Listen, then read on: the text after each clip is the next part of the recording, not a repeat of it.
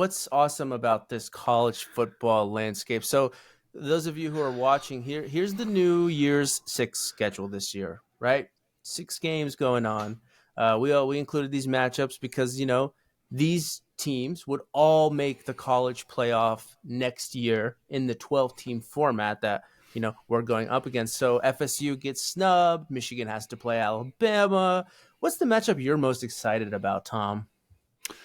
Well, I will say it's Michigan, Alabama, because Michigan cheated and they basically didn't have a punishment. And now their punishment is that they have to play an Alabama team that everybody was basically roasting all season for not being a good Alabama team, but they just kept winning after their loss to Texas. And then they did the unthinkable and beat Georgia in their conference championship game. And I think Alabama is going to throttle Michigan. I am so excited about that game. But yeah, you brought up some good points. This is this is a weird year.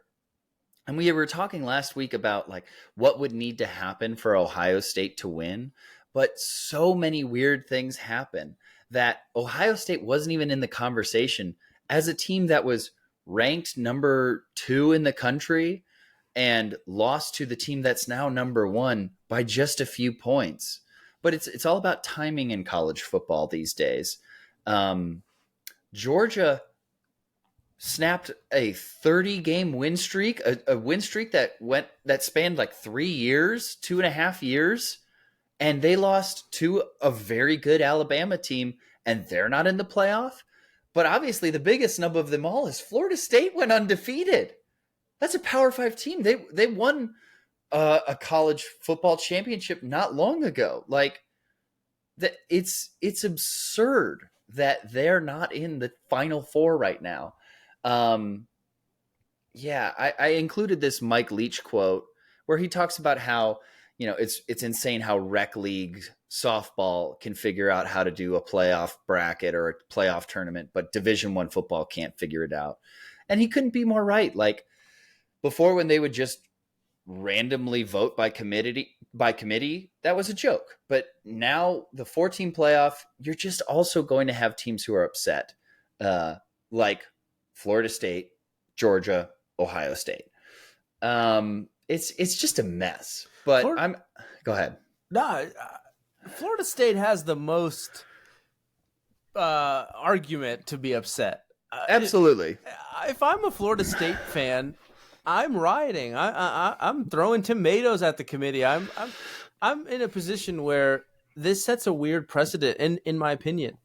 You're telling teams that if you have an injury at quarterback, which is the only reason, right, that they are not moving forward, the same quarterback that has never been in the Heisman conversation this year, the same quarterback that they won 2 games without this year, they're placing that much of an emphasis and taking you out of this when there's 12 teams and there's 14, there's 15, there's 11, and they're all fighting for these last spots. Say Boise State has an injury at quarterback and they're fighting for that last spot. The precedent here is to lie about the injury at quarterback. Or if it's a wide receiver that's really good, lie about the injury, have him play one play in the national championship, and take him right out because he's actually injured. And what is that going to do? It's going to ruin the product, I think. It's going to force people to have a pretty he's injured, throw one pass, leave, throw the backup in there, and then the whole conversation is Gus Johnson going, well, we didn't know about this. And it's just a weird precedent to set. And if I'm Florida State, man, I am so depressed. You work so hard the entire season, you win. What else are you supposed to do? No, I agree with like 95% of what you're saying. It's a bad precedent, and I think like Florida State, there's nothing more they could have done, and they won their conference game without their quarterback. Like they won the most important game of their season without him, and that still wasn't enough. It's wildly disrespectful to that school. But I think the 12-team playoff, for the most part, will fix this issue. Like I agree that, a team that's like 10-2 with a similar situation where their quarterback gets hurt could come down to that. But the further you get away from one, the less of an argument you have from making it in. I think that you're not going to have a one-loss team or an undefeated team get snubbed from the top 12, which is I love looking at these matchups because you have Oregon, who's a very good team, but I think they've lost twice this year. They're going up against undefeated Liberty University. And that's, it's reminiscent to like the University of Central Florida, who had, their undefeated seasons and made some bowl games, or like Boise State back in the day, TCU, like some of these like smaller schools that have impressed the rest of the college football playoff or college football landscape. And their Liberty is going to get absolutely destroyed by Oregon. They're probably going to get absolutely waxed, but they belong in the 12-team playoff. And I love that they get a shot next year. But you're still going to have those guys that are in the 13th, 14, 15 position, the guys that are in 16, 17, that is a Liberty University that we've never heard of. They might go undefeated.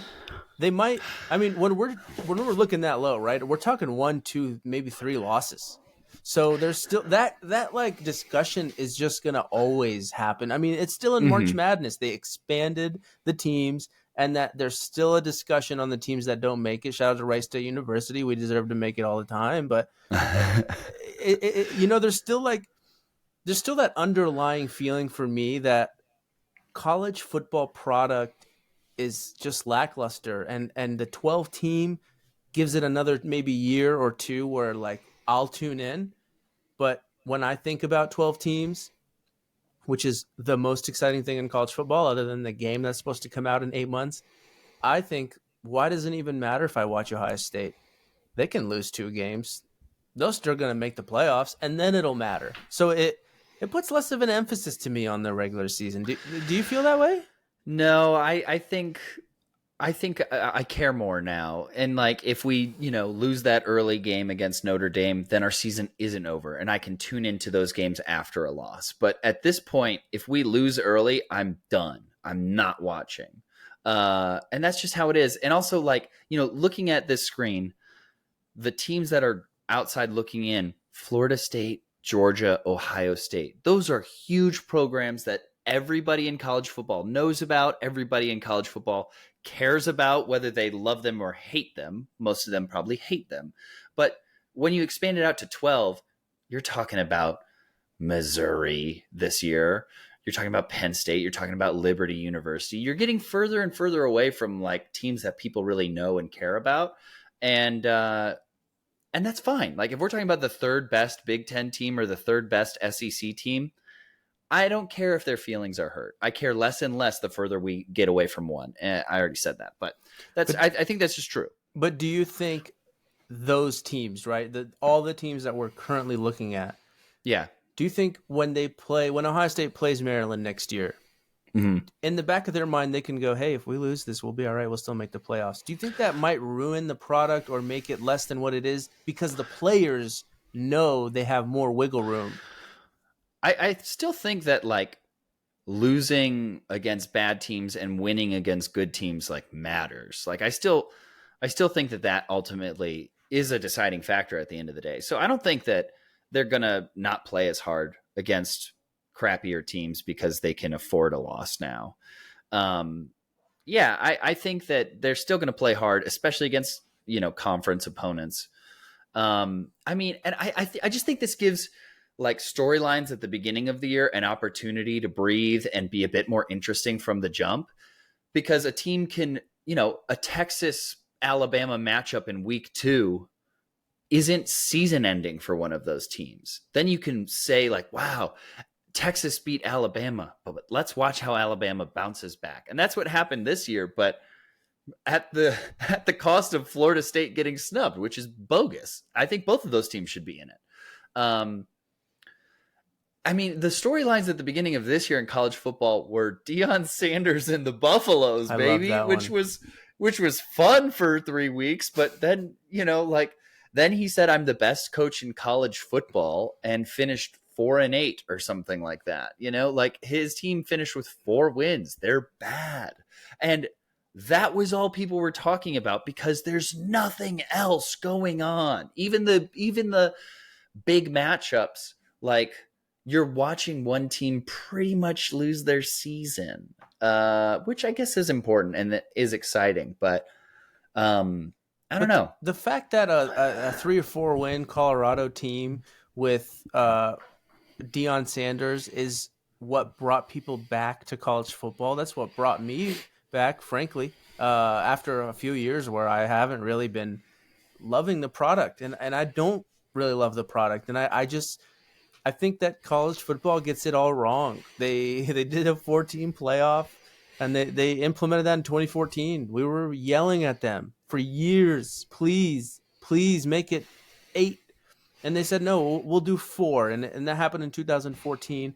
We're here 10 years later almost, and we have a 12-team playoff picture. Thank God. But then the last time we ever do a 4-team, we have a team that won all their games be snubbed out, and then you have all this other ugly stuff that's like the Jim Tressel and ruining his image, and because of stuff that's legal now. Reggie Bush Yeah. is stripped of a Heisman. Reggie Bush got me to love college football, him and Vince Young.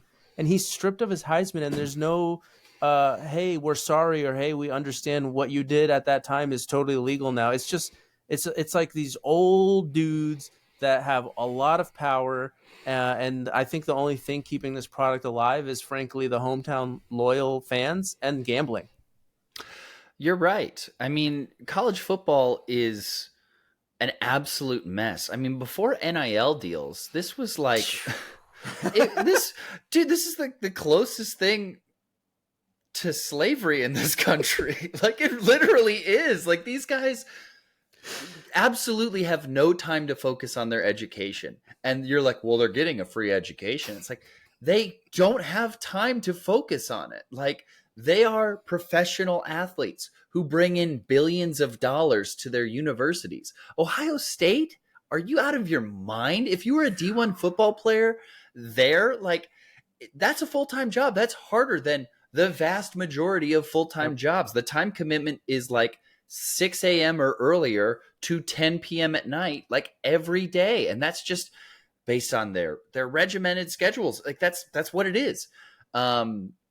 I mean, yeah, college football is a mess, and the college football committee is just a bunch of like rich old white dudes. Like that's all it is. Like they're donors. They're like people who like the teams. Like I think the more and more, because it'll probably go up to 16 teams sooner rather than later. Also, I think that'll happen in 5 years. We'll wait another 10 years for that.